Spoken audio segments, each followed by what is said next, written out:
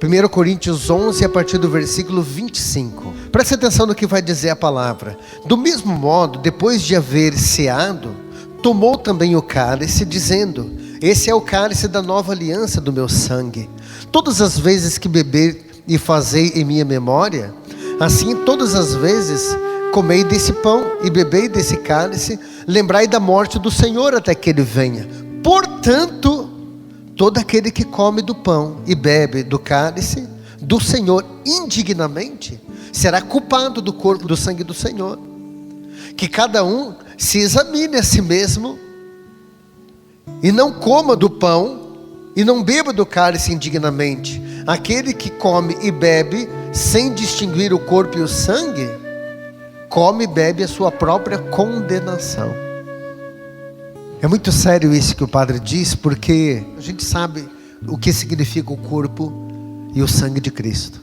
São Pio XII chega a dizer assim, que o pecado maior do século hoje é não ter nem consciência do que é pecado.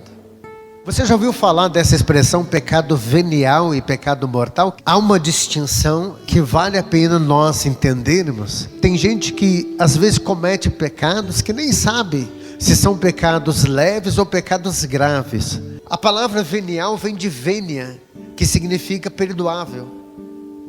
Então, para você ter uma ideia, nós temos 2 ritos de perdão na missa, que é o ato penitencial. Você já começa praticamente pedindo perdão a Deus no ato penitencial. E depois, antes ali do momento da distribuição do corpo e do sangue do Senhor, nós pedimos perdão. Novamente, dizendo: Cordeiro de Deus que tirais o pecado do mundo, tende piedade de nós. Ali mais uma vez, por quê? Porque nós somos tão pecadores, que a igreja chega a dizer, durante o momento da missa, pode ser que a gente peque de uma forma leviana, a gente possa cometer algum pecado venial. Somos humanos, e a igreja sabe disso. É por isso que existem 2 atos penitenciais. Como distinguir, padre, um pecado venial do mortal? O pecado mortal, segundo a igreja, o catecismo da igreja católica, é aquele pecado que nos afasta, rompe totalmente com o sagrado. O pecado mortal, ele tem uma consequência devastadora. É por isso que a gente fala de mortal, que pode levar à morte. Quanto maior o pecado, maior a consequência. No mundo que nós estamos vivendo, onde a sexualidade tomou conta, eu vou dizer assim, é lindo você ver uma pessoa que quer viver a santidade. E muita gente aqui pode olhar para o padre e pensar: o que não passam esses padres que querem ser santos? E eu vou dizer que todo homem, toda mulher que quer buscar a santidade vai viver o mesmo desafio. Porque eu sei que o diabo vai pôr na tua porta, filho, a tentação para você cair. O pecado, quando ele é mesmo leviano, ele pode levar também a um pecado mortal. Por exemplo, se você deseja o outro, mas você não coloca em prática aquilo, é um pecado venial. Desejar é um pecado leve. Você no ato penitencial vai dizer: Senhor, purifique meu pensamento, eu penso tanta besteira. Na hora da oração, às vezes me vem coisas obscenas. Você está lutando contra aquilo que você sabe que Satanás age. É pecado venial. Agora, quando você já começa a fazer um projeto de como colocar aquilo em prática, esse pecado já se torna grave.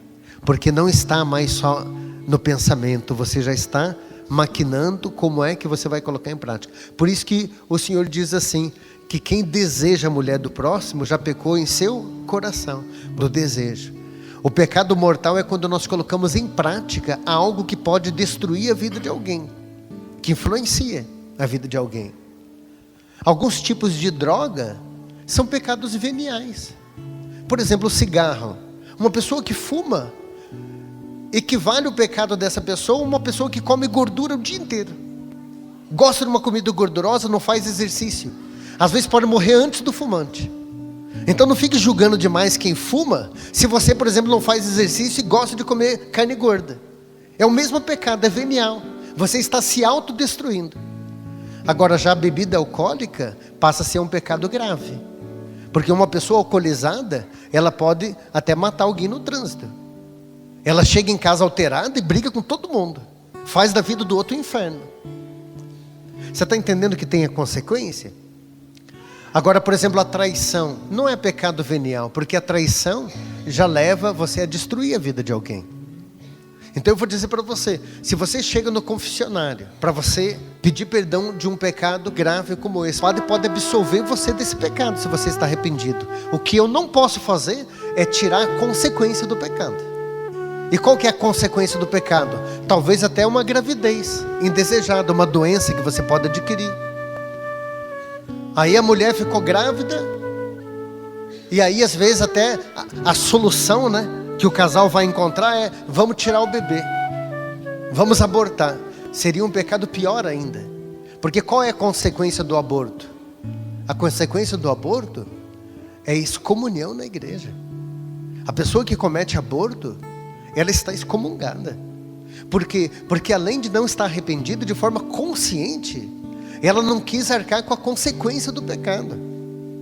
Então tem gente que peca e o pecado é grave. Eu até vou dizer assim, filha, eu não te conheço, mas talvez você esteja arcando com a consequência de alguns pecados que você cometeu no passado. E 3 elementos são fundamentais para que uma pessoa possa ter um pecado mortal. Quanto à matéria do pecado, por exemplo, se é uma matéria grávida, uma pessoa que mata alguém, o pecado é gravíssimo. A matéria é grave, indiferentemente do porquê é que você matou. Mas depois, qual é a consciência e o consentimento? Por exemplo, a consciência é: a pessoa tinha plena consciência do que estava fazendo? A igreja chega a dizer que uma criança com menos de 7 anos não pode nem produzir pecado. Até a idade dos 15, 16 anos, ela não tem plena consciência às vezes do pecado. Quanto maior o conhecimento que ela tem, às vezes uma pessoa que tem conhecimento da palavra de Deus, sabe o que é certo e o que é errado. Um jovem lá fora que comete um pecado leve, mas pode ser constatado como grave para esses que servem ao altar.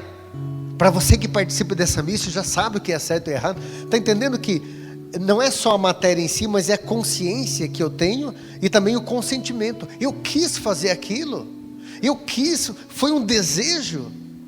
A matéria, a consciência e o consentimento, para que a gente saiba até que ponto que esse pecado é mortal. Existem pecados que são pecados veniais e que pode também levar uma pessoa a um pecado grave até a se tornar um pecado mortal. Por exemplo, a preguiça, o que espiritualmente a gente pode traduzir como tibieza, uma preguiça espiritual. Cuidado que o diabo pode se infiltrar aí, filho. Uma pessoa que não se arrepende às vezes de um pecado leve e não tenta consertar, aquilo pode ir engrossando, pode se tornar um pecado grave.